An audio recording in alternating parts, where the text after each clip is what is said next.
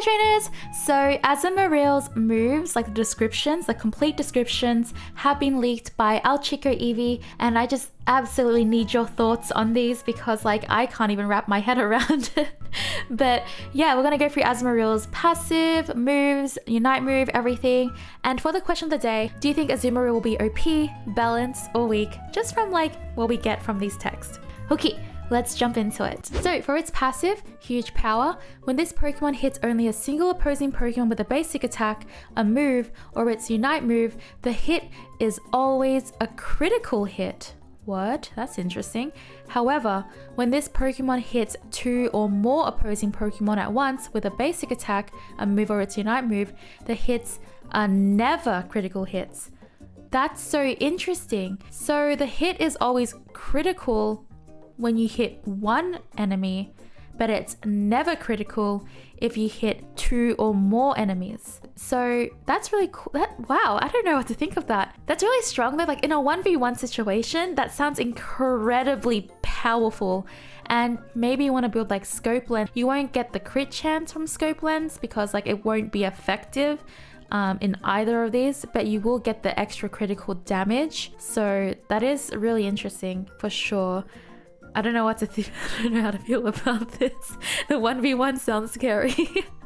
For Azumarill's auto attacks, becomes a boosted attack with every third attack, dealing increased damage to enemy Pokemon within a cone area of effect in front of the user. So the boosted attack will be like in an area of damage attack. So it seems like you'll be able to hit like, you know, like everyone in that cone of area. The first move we have is Bubbles. Has the user spray bubbles in a cone, dealing damage to enemy Pokemon in the area of effect and decreasing their movement speed for a short time. The user can move around while using this move. So Bubbles is a cone ability. It deals damage to all enemy in the area, and it also decreases their movement speed, so you can like chase them or keep up with them. Very good, like, you know, with movement speed decreasements, you can just like stay on them and they can't get away unless they have like mobility moves or moves that can help them like increase their speed. You can then upgrade that move into Play Rough, which is increases the user's movement speed for a short time and changes the user's next basic attack. So when you use it, the next basic attack will be changed. When the user performs its next basic attack, it lunges at one enemy Pokemon in range and delivers repeated blows, dealing damage to that Pokemon and leaving it unable to act for a short time. In that scenario, if you're lunging at one Pokemon, like the passive is, it will always crit, so you'll be delivering repeated blows and they're always going to be crits. What? Upgrade further increases the user's movement speed when this move is used and also reduces this move's cooldown. So you have reduced cooldown, you have increased like even faster movement speed, so you can stay on the enemy while, you know, punching them. That's mean. Oh my gosh. The next move we have that you can upgrade into is Water Pulse or Water Pulse Plus. Has the user shoot a pulsing blast of water in front of itself. When the blast of water hits an opposing Pokemon, it decreases that Pokemon's movement speed and deals damage to all opposing Pokemon in an area of effect around the Pokemon it hits. The blast of water then automatically bounces to another target if one is available, including the first target. The blast of water can bounce between up to 3 targets consecutively, and each hit behaves in the same way as the first. While the blast of water is traveling, the user can perform a short rolling dash in a designated direction. So in summary, you will decrease the enemy's movement speed, deal damage to everyone it hits. The water will bounce to another target if there is one. It can bounce between up to 3 targets, and the hit always behaves as the same way as the first. And when you upgrade this, it increases the maximum numbers of targets that the blast of water can bounce between by 2. A bouncing, like a ricochet? What? A ricochet? Water Pulse ricochets? And if you're hitting like one enemy, like again, it's always going to be a critical hit. But if you're in a team fight, then you won't have that critical hit. You'll never have critical hits. But you know, like it shouldn't be like the worst thing in the world because like there are a lot of Pokemon who like do things like this and don't crit while they're doing it. So that's really interesting. It's just the critical thing just sounds like strong to me. I guess we'll have to see like how, like, I don't know, critical hits are usually like double the damage. Okay, the second move we have is, so for the starting move is Tackle. Has the user charge forward, dealing damage to any opposing Pokemon it hits and leaving them unable to act for a short time. So, you know, just your little tackle move, and they also won't be able to act as well after being hit. So there's like some crowd control there. You can then upgrade this move into Whirlpool. For a short time, 4 small whirlpools appear that swirl around the user as it moves. If a whirlpool hits an opposing Pokemon, the whirlpool deals damage to it and restores the user's health. If a whirlpool hits a Pokemon on the enemy team, an increased amount of health is restored to the user. So you have like little swirly circles around you, and if it hits like, you know, the enemy Pokemon, you also get health back, so you have sustain in this as well. And again, you will have the critical hits unless you're in a team fight and hitting multiple, then you won't. I don't know, I really want to understand this. Like, I really can't wait to see how this works.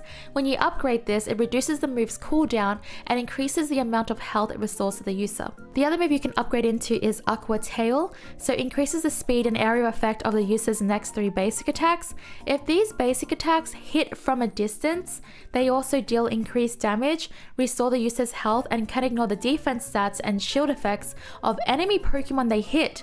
What? It ignores the defense stat and the shield effects? So what does this mean for like score shield? Does that mean it can like ignore score shield? It can ignore buddy barrier? Can it ignore dreadnought shield? Ignore like, you know how like Greedent's little defense curl shield or Aldegos's shield? Like, this is really interesting and I have to test this. I gotta test this. That's crazy. It didn't. Wow. Okay, I'm so shocked. I wonder how much the basic attacks will do though. Like, we'll have to see. Upgrade. After the user activates this move, its next 3 basic attacks will also reduce the cooldown of all of its moves when they hit an opposing Pokemon from a distance. So your cooldown will reduce as well. This sounds really fun. I'm actually really excited for this. And the last move we have is the Unite move Belly Bash. Has the user pound its belly 3 times, granting it a shield. With each pound, the user loses health in exchange for increased attack. The user can move while pounding its belly.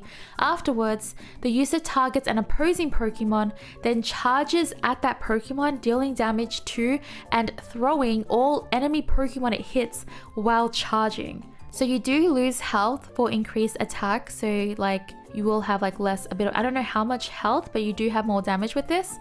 And you have crowd control and damage. I don't know what to think, trainers. Like, what do you think about this Pokemon so far? Like, obviously we'll have to see how the meta forms around this Pokemon. Like, some Pokemon, they get released and they're not as like OP as Duraludon. Like, for example, like Trevenant's release wasn't as strong as Duraludon's release, etc. Serena and Dragonite's release, speaking about like all-rounders, were released very strong. So Dragonite was meta for a bit. Serena was also really just gave Lucario a hard time.